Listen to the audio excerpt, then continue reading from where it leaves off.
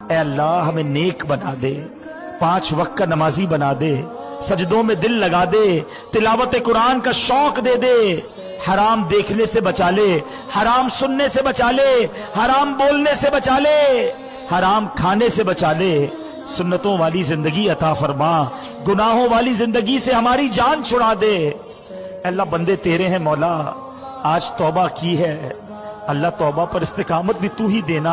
اے اللہ اگر تو نے معاف نہیں کیا ہم کس کے دربار میں جائیں گے؟